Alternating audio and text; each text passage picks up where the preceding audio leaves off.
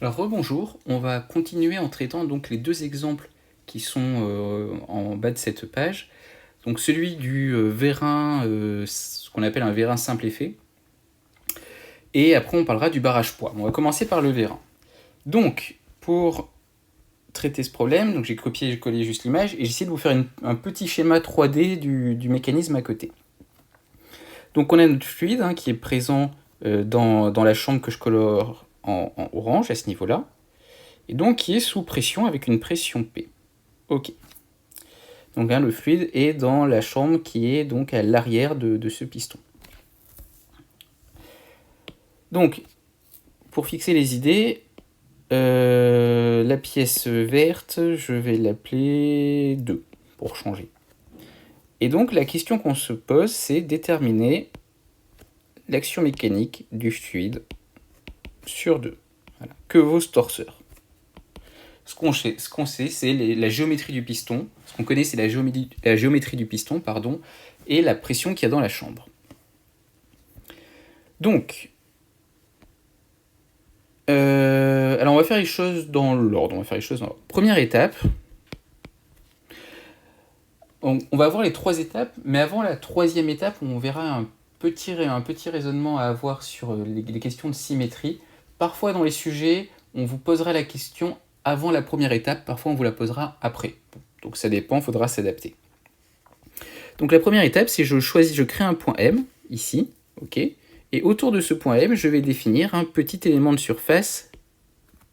Donc là, j'ai mon ds. Alors je vais essayer de représenter ça sur ma vue en 3D. Donc je définis un point M, par exemple, ici, ok, et autour de ce point M, je vais avoir un ds. Alors première question, d'après vous, là on va plutôt réfléchir avec un paramétrage cartésien, cylindrique, sphérique. Au niveau du contact, au niveau donc du cercle que j'ai fait du disque que j'ai fait en vert à ce niveau-là, on est plutôt sur un disque, donc du coup sur quelque chose qui va être assez facile à paramétrer avec un paramétrage polaire, avec un paramétrage du coup cylindrique. Donc a priori, ce qui pourrait être malin, c'est de définir un point central, ici, donc le point O, qui sera au milieu. Ok, et du coup, à partir de ce point O, raisonner avec un paramétrage polaire, c'est-à-dire typiquement dire que le vecteur OM, il va être porté par ER, et on va avoir un Eθ, etc. Donc, j'avais du X ici, on va dire par exemple que j'ai du Y à ce niveau-là, et que ER est défini par rapport à Y, on a un angle θ. Ok. Donc, comment est-ce qu'on définit un petit élément de surface en polaire? Alors, je pense que vous l'avez fait en physique, mais sinon on en a parlé quand on a parlé des éléments de volume. La question, c'est est-ce qu'on peut créer une espèce de petit rectangle autour du point M en faisant des variations élémentaires soit de rayon, donc de petit r, soit de θ. Alors, ce qui est sûr, c'est que si je fais varier mon petit r, je vais pouvoir assez facilement, on va faire ça en violet, assez facilement, attendez, je vais juste prendre un trait un tout petit peu plus fin, ça sera plus joli. Voilà, donc là je peux assez facilement définir un dr qui va me permettre d'avoir ce petit élément de longueur. Mais moi j'aimerais bien aussi du coup avoir un petit élément de longueur dans le sens perpendiculaire. Bon bah ça correspond à une petite variation de θ au niveau de mon rayon r. Et du coup la longueur que j'ai ici c'est r dθ. Tout ça pour dire qu'à partir de mon point M, je vais pouvoir définir un petit rectangle, alors qui sera très légèrement arrondi si vous voulez, de côté, de surface. Donc ça c'est mon ds, qui aura une surface r dθ dr. Au général on note plutôt r dr dθ, mais dans l'idée un r dθ ça correspond à ce côté, et dr ça correspond à ce côté. Et donc si je fais le produit des deux, j'obtiens bien la surface. Donc déjà, tout ça pour dire, ok, j'ai identifié quel était le ds autour de mon point M. Pas de souci. Donc partant de là, je vais pouvoir déterminer le torseur d'action mécanique associé donc le petit torseur d'action mécanique du fluide sur 2. Alors, quand je dis petit, c'est-à-dire qu'il y a un D devant. Donc, on a vu que la première étape consistait à l'exprimer au point d'application de notre petite force. Donc là, on va avoir une petite force que je vais représenter en rouge, qui va être comme ceci. Donc ça, c'est mon df de fluide sur 2, ok, et qui va être du coup suivant la normale, donc on va dire en gros comme ceci ici, hein. Donc là, ça c'est df de fluide sur 2. Ok, donc reprenons. Cette petite action mécanique, si j'exprime le torseur au niveau du point M, j'aurai nécessairement un moment nul. Donc ça, c'est si je raisonne en M, hein, toujours. Et pour la résultante, donc ça va être ma densité surfacique d'effort, ma pression, fois mon petit élément de surface. Et là, donc vu qu'on s'intéresse à l'action du fluide sur 2, forcément, cette force, elle va appuyer du fluide vers 2. Donc elle est dans le sens où je l'ai dessiné à ce niveau-là. Donc en gros, elle va être portée par X. Ok. Donc ça, c'était la première étape. Deuxième étape, ça va être du coup d'écrire ce même torseur, donc le torseur élémentaire du fluide sur 2, mais cette fois-ci de l'écrire au niveau d'un point qui ne va pas bouger dans mon problème, hein, lors de mon intégration. A priori, vu qu'on raisonne avec un paramétrage cylindrique, ça peut être plutôt malin de prendre le point O, qui est donc sur le même plan que le point M. Dans le plan, j'entends O, en gros le plan OYZ, c'est le même plan qui contient aussi le point M. Bon. En gros dans le plan qui est représenté en vert ici. Donc, je disais, on va raisonner au point O parce que c'est le centre du cercle de notre repère cylindrique. Donc ça paraît plutôt malin. Alors, pour la résultante, ça ne va rien changer, hein, j'aurai toujours du PDSX, mais par contre, ce que je vais avoir à ce niveau-là, ça va être le moment en haut de l'action mécanique de mon fluide sur le moment élémentaire avec un petit d. Donc, on va le calculer, hein, ce moment élémentaire, donc avec d de M de O de fluide sur 2, qui va être égal à quoi? Ça, on va le calculer avec Varignon. Donc, est-ce qu'il y a un point dont je connais le moment? Oui, il y a le point M. Je sais qu'au niveau du point M, le moment va être nul. Donc, je vais pouvoir dire que c'est égal au petit moment au niveau de mon point M, donc de l'action mécanique du fluide sur 2, plus OM vectoriel, la résultante, donc PD... Alors, je vais écrire de façon formelle, la résultante du fluide sur 2. Ok, et maintenant on va appliquer. Ça me fait vecteur nul. OM, ça vaut quoi? OM, ça vaut petit r porté par ER. Petit r porté par ER. Ok. Vectoriel, PDS porté par X. Pas de problème. Je peux faire au passage une petite figure de changement de base, même si là j'en ai pas vraiment besoin. Mais bon, déjà que le paramétrage n'était pas vraiment fixé, on va quand même se faire une petite figure de changement de base pour le plaisir. Donc quel est le vecteur qui ne change pas par la rotation d'angle θ? C'est le vecteur x. Donc là je vais tourner autour de x. Donc toujours pareil, même figure avec l'angle petit et positif. Donc technique de la main droite, j'ai y à droite, z en haut. Donc y va devenir ER et z va devenir Eθ. Ok. Donc là, c'est quoi le produit vectoriel qu'on cherche à faire? C'est ER vectoriel x. Donc quel est le vecteur qui est à la fois perpendiculaire à ER et à x? C'est Eθ. Et si je pose le pouce de ma main droite sur ER, l'index de ma main droite sur x, j'ai mon majeur qui va vers le bas. Donc je vais avoir un résultat suivant moins Eθ. Donc tout ça pour dire que je vais avoir du moins RPDS Eθ. Donc pas de problème, on va écrire ça. Donc là j'ai du PDS X moins RPDS Eθ. Et donc ça c'est au point O. Ok, donc ça c'est l'étape 2. Alors l'étape 3, c'est l'étape donc où on va passer au torseur global. C'est-à-dire là maintenant on va essayer de trouver le torseur d'action mécanique du fluide sur 2. Alors souvent, il y a une première étape, avant de se lancer de façon un peu bestiale dans le calcul d'intégration, c'est de réfléchir à, par hasard, est-ce que par symétrie, on n'aurait pas des composantes qui s'annulent? Alors on va réfléchir à ça 15 secondes ensemble. Alors je vais réfléchir sur le schéma en 2D parce qu'il est un tout petit peu plus propre. Bon voilà, peut-être 15 secondes sur le schéma 3D. La question qu'il faut se poser à chaque fois qu'on arrive sur un sujet, c'est comme pour le centre de gravité. Est-ce qu'on a des symétries, des plans de symétrie, des axes de symétrie, des choses comme ça? Ben là, je vous laisse vous convaincre que l'axe OX, que j'ai raté, que l'axe donc OX, c'est un axe de symétrie pour notre piston. Alors, quand on parle d'axe de symétrie pour une action mécanique, il faut vérifier deux choses. Que c'est un axe de symétrie pour la géométrie. Alors effectivement, par rapport à mon disque vert, c'est bien un axe de symétrie, mais c'est aussi un axe de symétrie pour mon chargement. C'est-à-dire que le chargement doit être aussi symétrique par rapport à mon axe. Bon, bah là, vu que j'ai une pression qui est homogène, pas de souci. Ma pression, elle est bien symétrique par rapport à l'axe là que je représente en rouge. Donc là, je vais avoir une symétrie d'axe OX. Alors, peut-être l'écrire.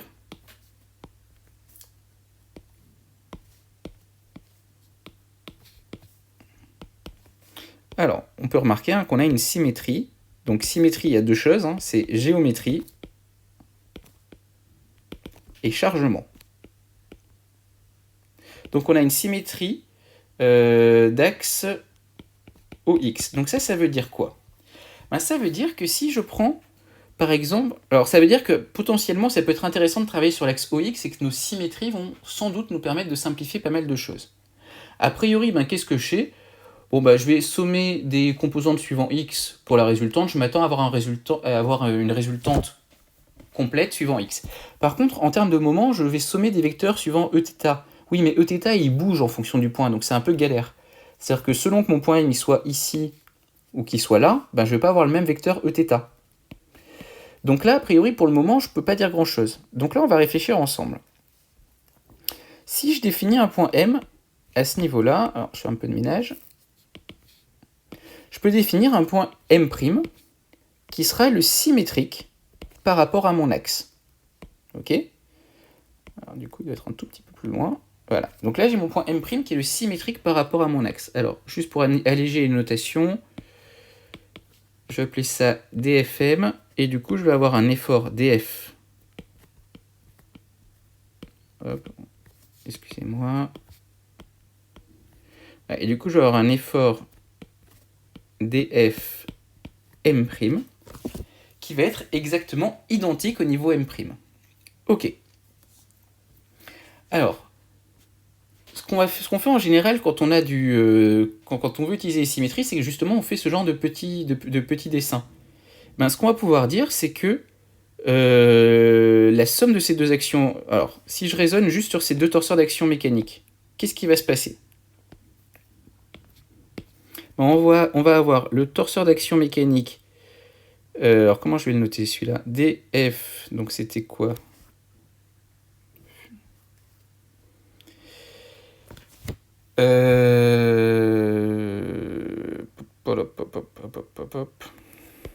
Ok, on va pas le noter de façon si formelle. On va marquer la résultante d'action mécanique du fluide sur 2 que je vais appeler M, qui va être égale à la résultante d'action mécanique du fluide sur 2 M'. Donc de ça, on en déduit quoi? On va en déduire au passage que la résultante du fluide sur 2, on va dire de M plus M'. Donc qu'est-ce qui se passe si dans ma tête, je raisonnais sur en fait deux éléments de surface que j'isolais en même temps, mais qui étaient symétriques? Là, j'obtiendrai en fait simplement 2 fois la résultante du fluide sur 2, petit m. Je vais mettre des dés partout pour rester un tout petit peu plus cohérent dans mes notations. Ça reste des éléments infinitésimaux. Et on met des flèches partout. Ok. Donc ça, c'est pour les résultantes. Maintenant, en ce qui concerne le moment, qu'est-ce que vous pensez du petit moment élémentaire du fluide sur 2 qui est associé à ma petite force en M? Il est comment ce moment par rapport au petit moment élémentaire du fluide sur 2, mais qui est associé par contre à ma force M'? Est-ce qu'il est égal? On va réfléchir ensemble 15 secondes. Cette petite force M, elle va me générer un moment au niveau de mon point O qui est à ce niveau-là, qui va me faire tourner globalement dans ce sens-là. Et au passage, je peux trouver l'expression de ce moment, c'est simplement la valeur de ma force fois mon bras de levier. Ok. Mais l'action mécanique associée, donc ça c'est ce qui va correspondre au moment associé à M. Mais le moment associé à M', il va avoir tendance à me faire tourner dans l'autre sens. Donc ça c'est le moment associé à M' au niveau du point O. Et quelle va être sa valeur? Ça va être la valeur de ma force, qui est la même, fois mon bras de levier, qui est le même, puisque je vous rappelle que M et M' sont symétriques, sont placés de façon symétrique par rapport au point O. Donc qu'est-ce que je viens de montrer juste avec ce dessin? C'est que les moments en M et en M' vont se compenser. Et donc, par symétrie, plutôt même pas, de notre problème, on va avoir le fait que le moment d'action mécanique locale associé au point M, il va être opposé au moment d'action mécanique locale associé au point M'. Donc ça, qu'est-ce qu'on peut en déduire? De tout ça, on peut en déduire quelque chose d'intéressant. C'est que le torseur d'action mécanique du fluide sur 2, si je raisonne au point O, je vais avoir un moment nul. Pourquoi je vais avoir un moment nul? Parce que pour chaque point M, je pourrais trouver son symétrique M', et à chaque fois, mes petits moments élémentaires, comme je l'ai représenté ici, vont se compenser. Donc en 3D, j'aurai mon point M' qui serait de l'autre côté, voilà, à ce niveau-là. Et donc, je vais avoir là une petite force dF', et je vous laisse vous convaincre que ces deux forces, les moments de ces deux forces au niveau du point O vont se compenser. Donc ça, c'est super intéressant, parce que du coup, maintenant, je sais que j'ai plus qu'à chercher la résultante du fluide sur 2. Alors l'intérêt, ce qui est pour ça que c'est très important de penser aux symétries et d'étudier ça assez proprement, c'est que là, au final, j'ai pas intégré tout ce truc-là sur ma surface. Je viens de gagner quand même un peu de temps et probablement, potentiellement aussi des erreurs de calcul. En plus, c'est du Eθ, c'est pas si simple à intégrer que ça. Donc là, il me reste plus qu'à calculer R de F sur 2. Donc avec R de F sur 2, qui est égal à quoi? Qui va être égal à l'intégrale sur ma surface de mon petit élément, de ma petite résultante de F sur 2. Ok, alors on va expliciter tout ça. Alors mon petit élément de résultante, il valait PDS porté par X. PDS porté par X. Ok. Alors pour l'instant, je vais le noter encore surface. Ok, on va maintenant détailler ce ds. Donc on a dit que notre ds, c'était du R dr dθ. A priori, mon x, il va être pour l'instant plutôt à l'intérieur de mon intégrale. Ok, donc maintenant on va réfléchir. R varie entre quoi et quoi? Θ varie entre quoi et quoi? Encore une fois, je vous rappelle, dans l'idée, on raisonne avec des parenthèses au début. Donc l'intégrale qui est la plus à l'intérieur, donc ce symbole d'intégrale là, correspond au dr, et ce symbole d'intégrale là correspond au dθ. Ok, donc R varie entre quoi et quoi? R varie entre 0, quand je suis à ce point-là, et mon point M, il peut aller jusqu'ici, c'est-à-dire jusqu'à une distance grand R, vu que mon diamètre, c'est 2R. Donc R va varier entre 0 et grand R. Ok. Et θ, θ, il peut se promener entre quelle valeur et quelle valeur? θ, il peut prendre n'importe quelle valeur, mon point M, il peut se promener sur mon cercle. Donc il faut que je le fasse varier sur un tour. Donc je peux raisonner entre moins pi et pi, 0 et 2pi, 2pi et 4pi, ce que je veux. Bon, 0 et 2pi par exemple. Ok. Alors, une fois qu'on a fait ça, première étape, c'est de repérer... Première étape, ça va être de repérer ce qui dépend de R et ce qui dépend de θ. Alors, X, c'est globalement toujours le même vecteur, quel que soit le point où je raisonne, que je raisonne au niveau du point M ici, au niveau du point M là ou ailleurs, mon vecteur X est toujours le même. De même, ma pression, on voit qu'elle est uniforme, c'est-à-dire qu'en tout point de ma surface, j'aurai la même pression. Donc ça veut dire quoi? Ça veut dire que P et X, je peux déjà les sortir. Donc je vais avoir du Px intégrale 2. Ok. Ensuite, ce qu'on avait vu, notamment pour le calcul des centres de gravité, c'est que si on a des variables indépendantes, ce qui est le cas ici, Et si nos bornes d'intégrale ne dépendent ni de petit r ni de θ, donc là grand R ne dépend pas de petit r et 2π ne dépendent pas de petit r ou de θ, alors on va pouvoir séparer nos intégrales. Et du coup, je vais avoir intégrale de 0 à 2π de dθ et intégrale de 0 à grand R de R dr. Voilà, R, j'ai pas pu le sortir puisque, effectivement, R dépend de R. Donc maintenant, il ne me reste plus qu'à calculer ces deux intégrales. Je pense que vous avez fait des calculs plus compliqués dans votre vie. Donc on va trouver l'intégrale de dθ entre 0 et 2π, ça va me faire l'intégrale de θ entre 0 et 2π, ok.